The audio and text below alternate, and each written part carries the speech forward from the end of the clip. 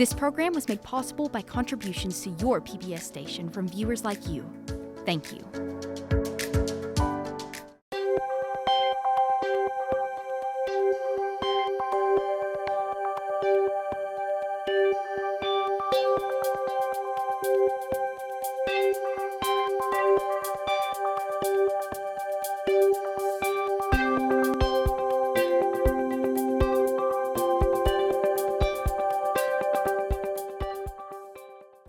Hi, I'm Michelle Price. Welcome to WCTE's Public Affairs Show Interact.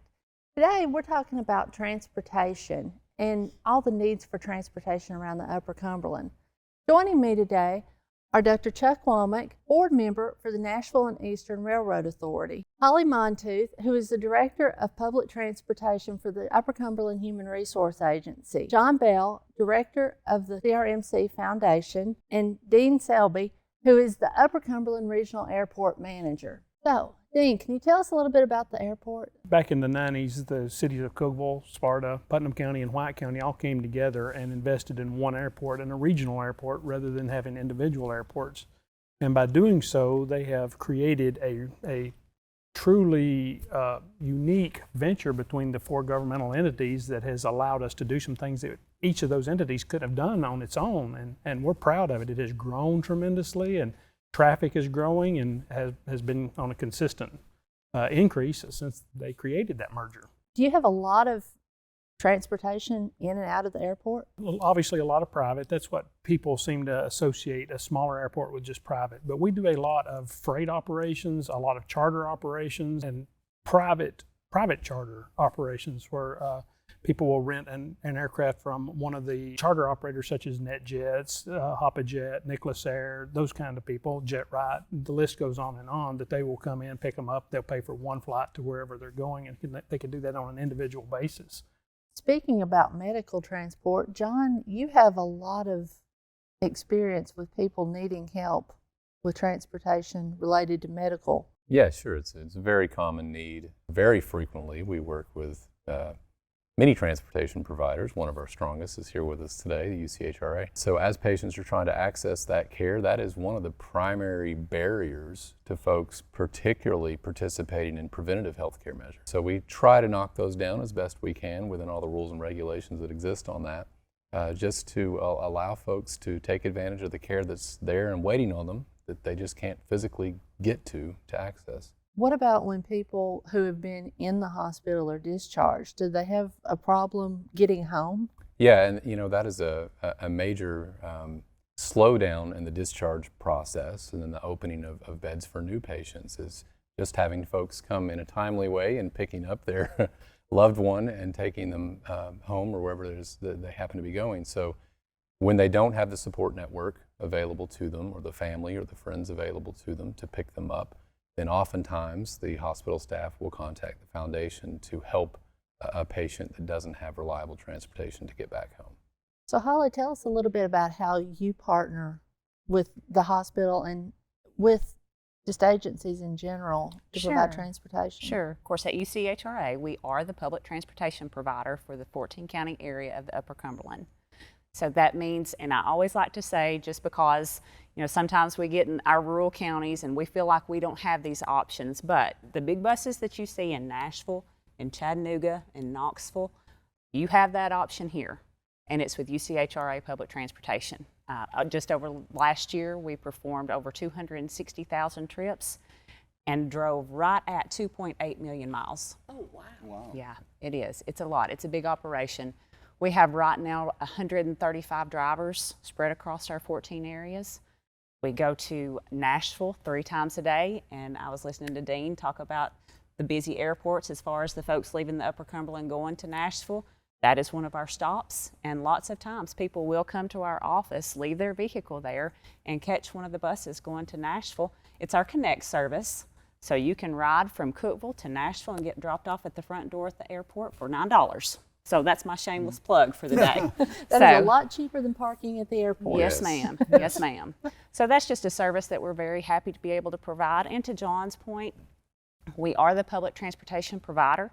So anytime that John would reach out and say, we have a patient that needs to be discharged immediately, our buses, they're coming and going all the time. Just because they're in Fentress County doesn't mean that we don't have one or two sitting in Cookeville right now. So if there's any way for us to be able to, and for lack of a better term, hitchhike that person right back home, we're sure going to try to do it. You also actually have a regularly scheduled bus service in our 3 micropolitan areas of McMinnville, Crossville, and Cookeville, don't you? Yes, ma'am. And that's something that really sets our agency apart and our public transportation system apart from the other rural agencies.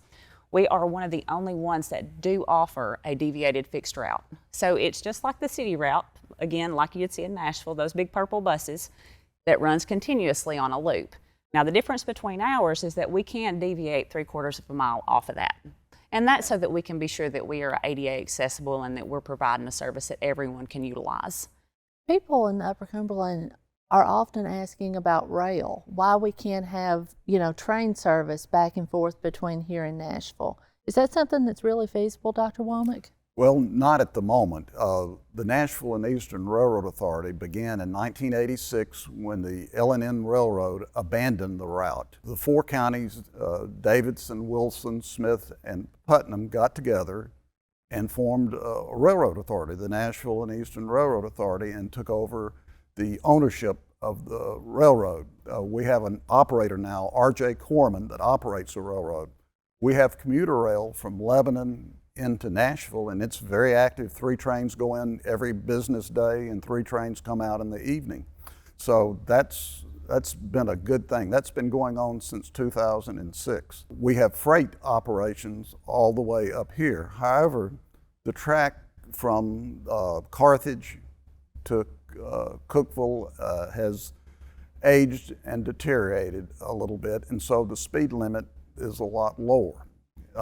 We need major funding to upgrade the railroad bridge across the Caney Fork, which was built in 1893. 1893? 1893, and replace a lot of the ties that are from the Caney Fork all the way into Cookeville. We've got a new segment of railroad that was built 15 years ago from Allgood all the way up to Monterey to haul sand down to Nashville. There's things to be done to upgrade it where there could be a high-speed railroad or relatively high-speed railroad. Right now, the speed limit's about 20 miles an hour between the Caney Fork and into Cookeville. What about the Rails to Trails program? Well, that has been relatively successful. We've gotten infusions of money, and we've built 4.3 miles between the depot and downtown Cookeville and Allgood. We're trying to expand to the east, and we're trying to expand to the west. And the Trail Authority is viable and going, and we lease the rail trail from the Railroad Authority, so I'm on both boards. And that's worked out fairly well, and we're hopeful of expanding the rail trail from the depot. So we could actually have our own version of the Virginia Creeper Trail. Yes, we could. That was the model back in 2006 that started this all. People that used the Virginia Creeper and were enthusiastic here, and that's what started this whole process. It's a big economic impact, and we're hoping to have the same economic impact for Monterey and ride down the mountain on a trail all the way to stop at Allgood or Cookeville, or go into Baxter or go into Buffalo Valley, hopefully sometime in the future. Dean, don't you serve as the technical chairman for the RPO? So this fits in with their multimodal ideas, doesn't it? It kind of does, and I think going back to this whole process, what we've been talking about is it's not one thing. It takes all of it to make it work. I mean, we have unique needs at the hospital versus public transportation versus rail for sure is an up and coming thing, as we've seen nationwide. That's a big demand for what the possibilities of rail hold, and now trails too. People are biking and walking more, and we've talked several times about there's several grant opportunities out there now for some of the trail areas to develop some of these walking and bicycling trails. All of these areas have got roads going to them, yet people who are going to the natural areas a lot of times want to bike and walk. And we don't have lanes for them to be able to do that. And I think that's one of our greatest, I know I'm veering off of aviation here, but that's one of the things that this area is lacking. There's so much traffic on the highways now that we're having to look at, alternatives like expanding roads and everything. And I know the road on South Jefferson in Cookeville from the interstate to 111 is in the process of being expanded. But hasn't that taken a long time? There are so many areas of opportunities, not just in Putnam County, but in Warren County and in Cumberland County, and that are dealing with some massive areas of congestion that we need to be looking at. And yes, it takes so long to go through all the environmental reviews and all of the steps that you have to take to meet the requirements for all of the grants for this money. And it kind of seems like we're one step behind a lot of times, and I'm afraid we're going to get behind the curve if we don't step on the accelerator on some of these projects. Speaking of downtown Cookeville, Dr. Womack has been on the Cookeville City Council for the last 8 years and has really put a lot of effort into it. Can you tell us what the city has done to try to alleviate some of these transportation issues? Well, we're planning a lot of projects. We're building sidewalks along Highway 70 out by Avery Trace. We're talking, we've started that in the previous city council that I was on. I've been on 4 city councils, and I've found that it takes about 8 or 10 years to get a project going and finish it. We're talking about now doing 10th Street from 111 all the way to Fisk Road. So that's in the works. We're getting ready to start to go from Jackson Street to Jefferson on Stevens. That's the first phase of the project, and then these projects go in phases, a segment at a time. Just like on 10th Street, on Stevens Street, try to relieve some of the congestion that's developing because so many people are moving to the area and providing sales tax revenue and congestion. But that's another place where you come in handy with the public transportation. And I think that was a lot of the reason why we were focused on trying to upgrade our GO service, which is that loop around. And Dr. Womack might be able to speak to the fact that, Cookeville and the city is really looking at some potential changes, big changes, if we go small urban. If we go metropolitan, we will get additional federal monies to do transportation projects, which is a good thing for the people of Cookeville. Right. So that we've been told that's going to happen for the last year or so, and we're waiting momentarily for that to happen. We hope it will in the next few months. And we are in such a good position because those things that would have had to have happened once they received that designation, we already have in place. So we're already ahead of the curve. It's just up to us to, number one, really increase the exposure and the opportunity for people to use the service. A lot of people don't even realize it's there. They see our buses go around, but it's always been sort of a situation to where they think that they're pigeonholed into a certain demographic, when that's not true. This is public transportation. It's not just for one person or another, it's for everyone. So it's just really being sure that we spread that message and that everyone knows that service is there. That way, it's just a matter of getting those folks on the bus, providing the parking lots. Here you go, hop on. And the app will let people be able to see the routes and see exactly where everybody is. Yes, ma'am. How do they find that app? Well, we are right now in the developmental stages, and we are hoping to be able to push that out by October. Oh, that's Fingers soon. crossed. Yes, ma'am. So we're excited about that. As far as the roads, is there anything that we can do on those, Dean? There's a difference between the city roads, the county roads, state roads, federal roads. Obviously, it gets complicated. But yes, I do think there is. I think we need to concentrate. I think you can kind of vouch for this. Is one of the things we've talked about is Jefferson Avenue needs to be something done with, and that's one of the things we've talked about a few times in RPO is how can we continue that progress once we get to that first section done and continue on in. But we don't want to leave out the issues that Livingston is having and that Sparta is having in some areas with some deteriorating infrastructure and stuff. So we don't want to. I think we got to be careful about focusing on one at the detriment of everyone else. So I think we've still got to consider this. And I know the UCHRA does a really good job of looking at all of the holistic approach of how we make the whole area grow. But I think the RPO needs to do that too. We need to look at that we got to consider the whole area. And I think we've done a good job of that in the past. I think we'll continue that too, to look at everybody's needs. I don't think people realize that the city of Cookeville and the state of Tennessee, both entities, are zero transportation debt or pay-as-you-go communities. Is that part of what takes so long to get these transportation projects done? Well, there is some bond issues that are done for about half of what we do as transportation projects. Most of it is pay-as-you-go, as you were saying, the state of Tennessee, but there is some that we could potentially do. But it takes a while to amass the money. We're getting it primarily from property taxes, and it takes a while to amass the amount of money to build a project. Sidewalks, pedestrian transportation's important too. And I know with Cookeville had gotten a grant to do some sidewalks, and there were some delays on that. Can you tell us a little bit? Environmental delays and designing it. And we had a grant that paid 95%. We put up 5% of $1 million, $50,000 of $1 million.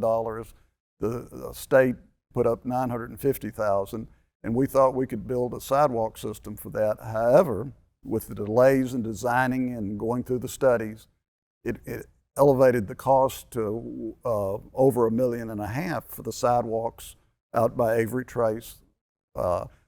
And so we've had to go back and get another grant, and it's just delayed things. The delays cause the inflation and escalation of expenses to build these projects and make them somewhat slow. John, do you see a lot of people actually using the sidewalks and walking to doctor's appointments? Yeah, particularly around kind of the medical campus surrounding the Cookeville Regional Medical Center. There's a decent sidewalk network that exists there, and the change to cedar over the last year has been tremendously beneficial. It's just a little more organized than it used to be. But yeah, there's a lot of foot traffic in and around the hospital, particularly between the west side and Tennessee Tech and the medical campus in between.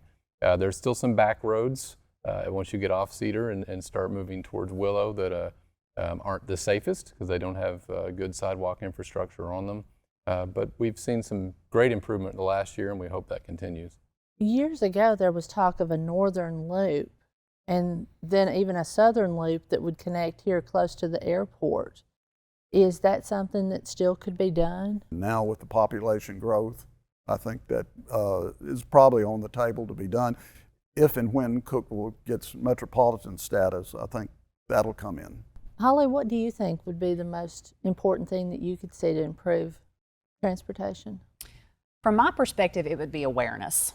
And I'm very glad that you brought up the point, Dean, that sometimes we get focused so heavily on the city of Cookeville, but we are the Upper Cumberland region. So not only am I focused on making sure that people are aware here in Cookeville, we also need to go to Macon County, to Cannon County, and DeKalb, and Smith, and even Warren, and Van Buren. Those folks need to know just as much as anyone that they have transportation options. And that if you have an issue and you need to get somewhere, that we are going to do our very best to get you where you need to go. Dean, what other services are available at the airport? I know you have flight schools here. They work on airplanes here? That's correct. Last count we had over 60 students here now flying, learning to fly, active students. And we're excited about that because, as we know, there's a huge pilot shortage right now. So being able to introduce those people into the workforce is tremendous. A lot of young people. I'm seeing a lot more young people involved in aviation, and that's kind of refreshing for me. And diversity and different demographics. I mean, it's not just the guy or gal whose parents can afford to pay for it. It's the one who's out here working to come fly and learn to fly. And several grant opportunities and things like that for those to learn to fly. So I'm excited to see some of the next generation and what's coming up. I think that's pretty neat to watch happen. How many airplanes are based here at this airport? And now we have about 125 regularly based aircraft here. And this runway is actually 200 feet longer than the runway at Chicago Midway. But we are going back to everything, we are I think the 7th longest airport in the state of Tennessee, and in the top 10 for jet traffic in the state. On average, how many takeoffs and landings do you have a day?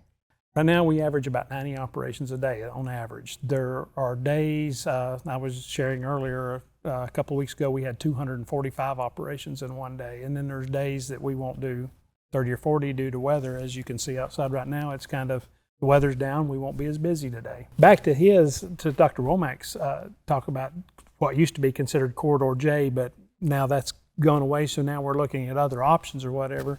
Connecting this southern loop all the way back into 111 would be one of the things that would not just help the airport, but help the whole region from an economic standpoint, because it would provide access to a bunch of property that we don't have access to that's potential industrial sites.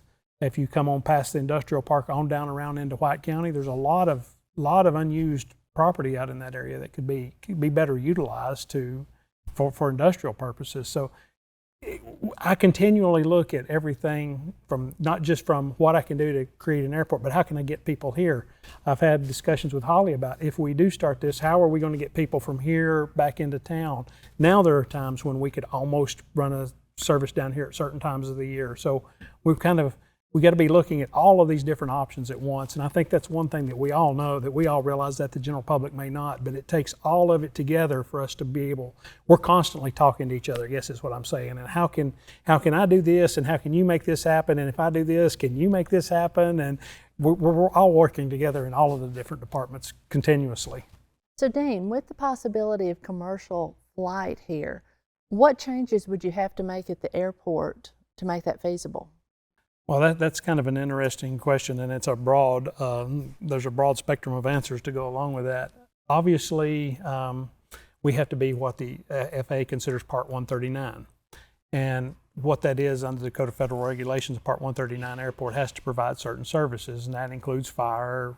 We've been working on that for the last few years. We can't actually become 139 until we have an agreement in place. So things like, we're going to have to work on fencing. We got to have better fencing. We've got have some better drainage in some areas.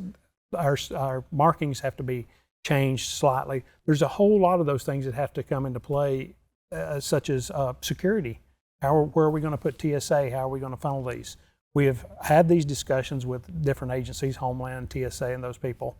And we have a plan in place of how we can do this incrementally without it being a huge financial burden if we do it. And if we do this, if we step into it slowly and work our way into it, I think that makes more financial sense than jumping in head over heels and being, oh, well, we took a bigger bite than we can chew.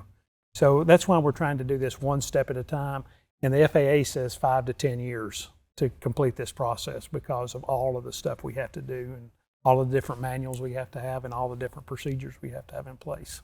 So possibly by 2030, we could be coming to the Upper Cumberland Regional Airport and catching a flight. I think that's a reasonable expectation. I wouldn't say that that's going to happen, but I really believe, after seeing some of the numbers that we have seen come out in the early studies and stuff, I feel better about it today than I felt about it a year ago. Each time we see something new, it's like that perks my interest a little more.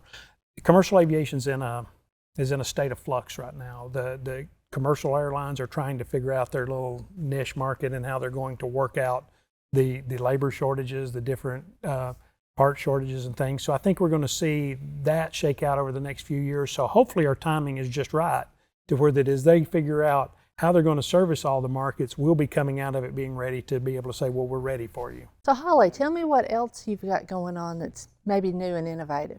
Well, to Dean's point, talking about the airlines and trying to find their niche and what's going to work and what's not, public transportation is going to have to do the same thing. You know, before we've been advanced reservation where you would need to call and schedule your appointment 24 hours in advance, and sometimes that works and sometimes it doesn't. We've realized that people don't want to wait 24 hours. If you're ready to go to the grocery store, you don't want to plan it a week out. I want to go to the grocery store, I'm out of milk. So what we did, we partnered with Uber Technologies, and we have devised, and actually have it in operation currently, an Uber-based model program here within the limits of the city of Cookeville. So what that means is you can actually go to your Uber app, you can put in your destination, and pick up Cookeville will be one of your options. Now, we will be the lowest price, guaranteed. So all you have to do is select that option and we will pick you up in one of our vehicles. All of our drivers have went through our full transportation training program. They have been background checked. We go through the drug process, the screening process.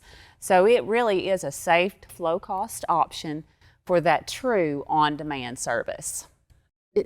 Is that something that you're looking at expanding to your other large cities in the Upper Cumberland? Yes, ma'am. We're looking to move that into Crossville probably before the end of the year. But, and just to touch on something real quickly, you know, we're all facing supply chain issues. So we are constantly ordering vehicles. So until we can kind of get that leveled out and know for sure that we're going to have the rolling stock to actually be able to operate the program, we're kind of in a holding pattern, but the plan is there. So we are very excited about that. But yeah, check it out. It's Pick Up Cookeville.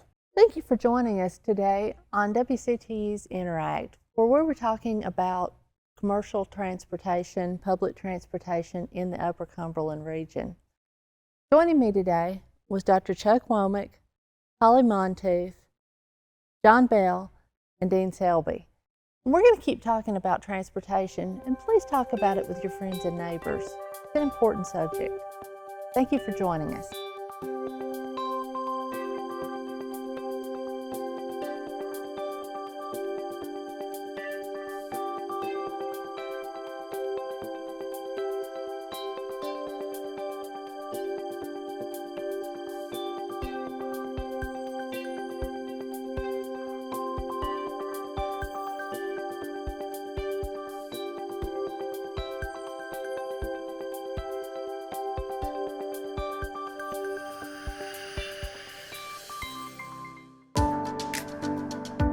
This program was made possible by contributions to your PBS station from viewers like you. Thank you.